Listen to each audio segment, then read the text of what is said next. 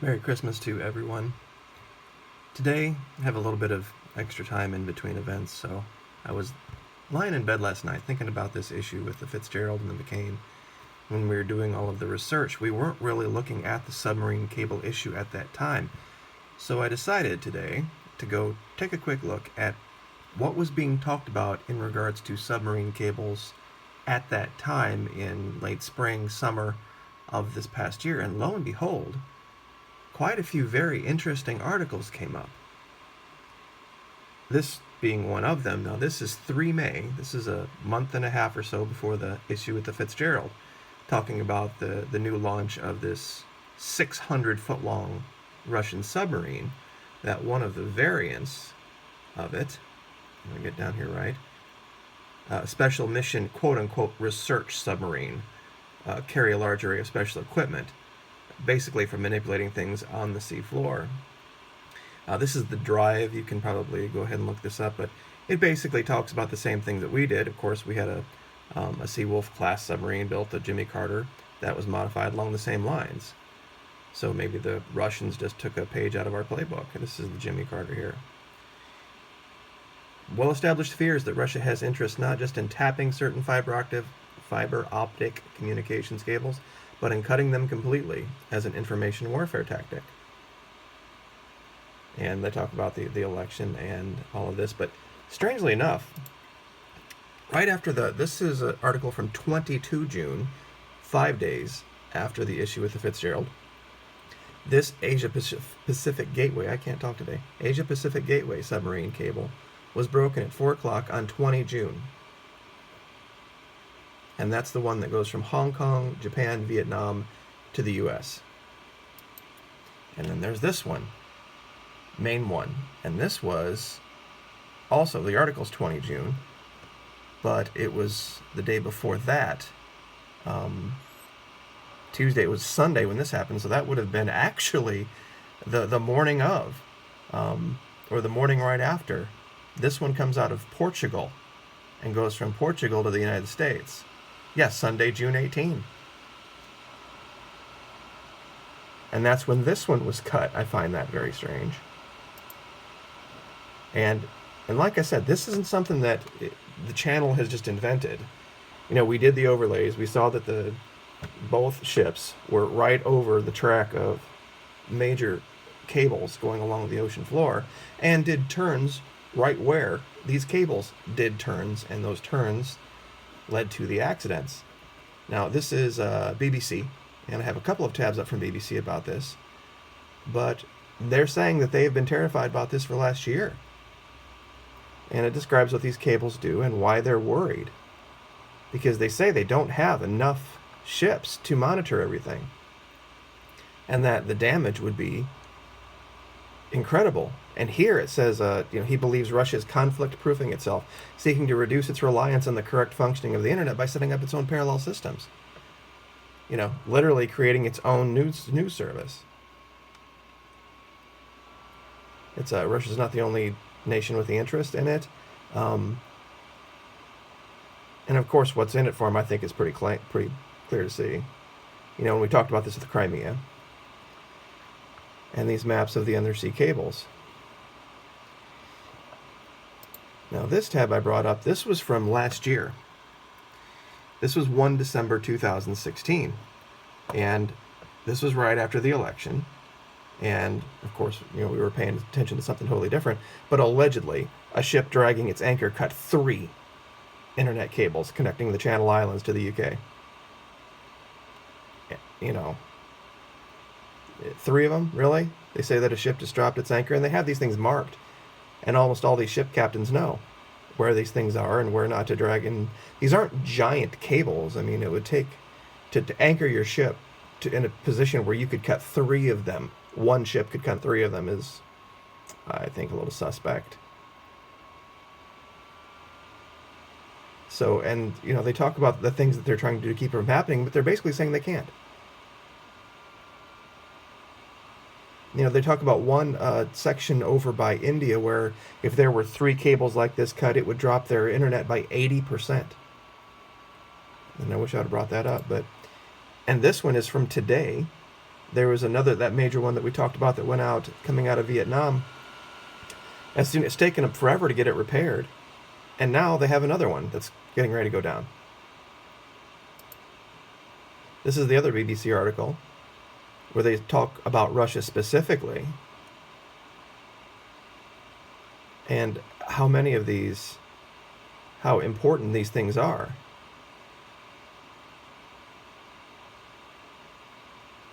And the fears of Russia cutting, disrupting, or wiretapping undersea communication lines are growing. You know, I think this is the issue that I'm trying to get to, is that I'm looking for a specific piece of information that I thought was on a tab before this, but wasn't. But the idea is this. We'll go to the UK think tank one. This is the main article here. And what it talks about is what they would do in the event of something like this happen. How would they do interdiction?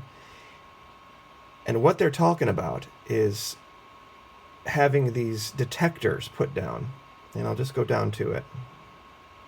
It says here, beware of the bear. And it says in the analysis section here, it's number 5. Deploy better monitoring equipment on cables. As underwater vehicles looking for cables to cut would likely use high-frequency sonar, the report states that cable laying companies could be required to place relatively cheap sensors that detect sonar frequencies near key undersea infrastructure and along cable routes. If the sensors were tripped, they could alert nearby Coast Guard or Navy assets. Now think about this in the issue with the Fitzgerald and the Mccain. Let's say these things were already on there, and they had gotten a notice saying, we have an issue, somebody is scamming these cables.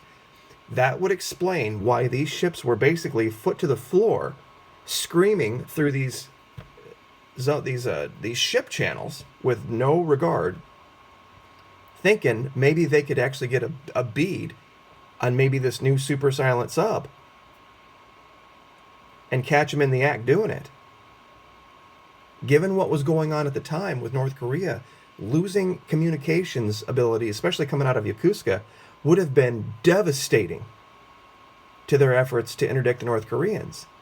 Because they say 95% of their communications go through these cables and not through the satellites overhead. So when you look at this and you think about, what the Russian advantage would be here, and it's like, I guess it's like the terrorist thing. They've only got to be right once. We've got to be right 1,000 times, or every time. This was the one, I think this was the one, if I remember, like the SEA-MEW3, this was the one I think that the Mccain was closest to. And it was cut for the 3rd time this year, and this is for December 2017.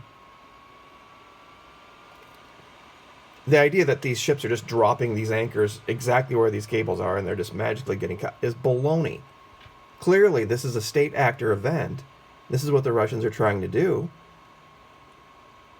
And I think that what's happening is that we're onto them and we're able to chase down enough of these things to keep it from becoming a problem because of the redundancy in the cables. But eventually they're going to hit one or hit a group of them in the right way to affect an event that's going to cause a problem.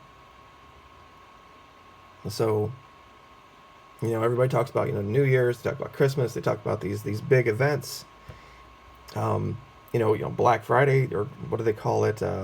Cyber Friday or whatever would have been a good time to do it, but maybe they're just not up to speed yet, because this is something that's they only launched this new ship with this ability to launch these submersibles this past year, and so maybe they're just getting up to speed on it.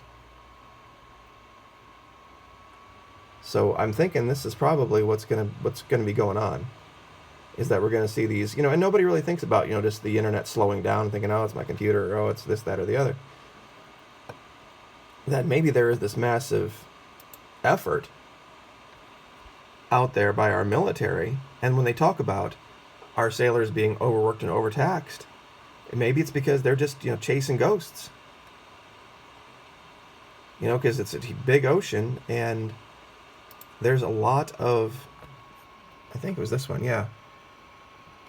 the interesting thing, this is a kind of a, I guess, a generalized picture of where all the cables are. You remember that Argentinian sub that went missing? It went missing in an area, one of the very few in the world where there are no cables.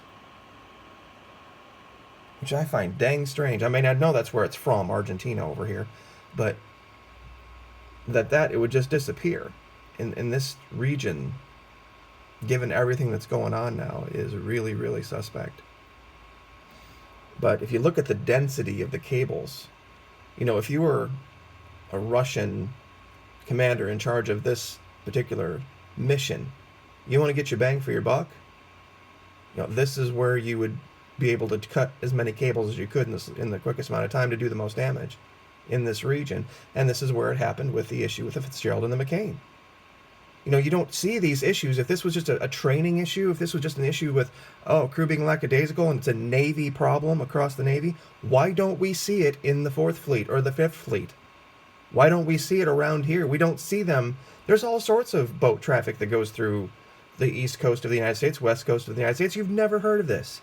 Never heard of it in South America. Never heard of this. We had the one issue in the Suez Canal, but the damage to it was MV Autozone for the Porter, but nobody died, and they were able to fix it and rejoin the strike group.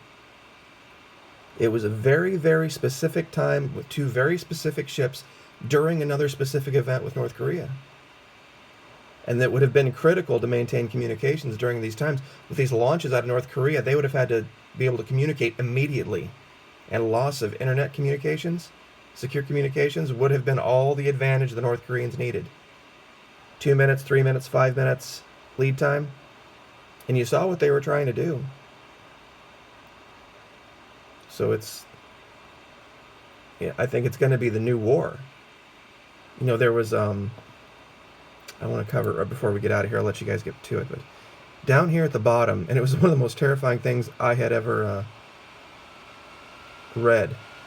He talks about this canyon, nuclear-tipped, very long-range super torpedo, which is crazy enough in and of itself. But this Russian kernel is that Russia has planted or plans to plant nuclear warheads on the seafloor off America's coastlines. These weapons supposedly can be detonated on command, resulting in a massive radioactive tsunami roaring towards America's coastlines, wiping out key infrastructure and military installations in the process. It all sounds totally ridiculous, but considering the Russian Navy's growing fleet of elaborate submarines that can work on the ocean's floor, along with the other components that go with them, like deep-diving nuclear-powered midget submarines, it sounds plausible. Remember the video I just did that showed that Russian spy ship, that research vessel that was off of Kings Bay and then up off Montauk Point at New London? They might have been, that'd be the first thing you'd do. Just set a series of charges along those cables coming out of the U.S. East Coast, knock those suckers out, pop off the nukes, and there'd be no way to communicate. Once it happened, on top it'd be a double whammy. Forget the damage. The massive amount of military infrastructure on our East Coast would be wiped out. Everything would be radioactive from Miami all the way up to kind of Bunkport. And then on top of that, there'd be no communications. I think that would probably, be all, a country like Venezuela would need. They might actually catch some collateral damage from that, thinking about that now, but still, it's just a terrifying thing that we really don't have an answer for. So, anyway, enjoy Christmas. Have a great Christmas night, folks. Like, share, subscribe. We'll see you next time.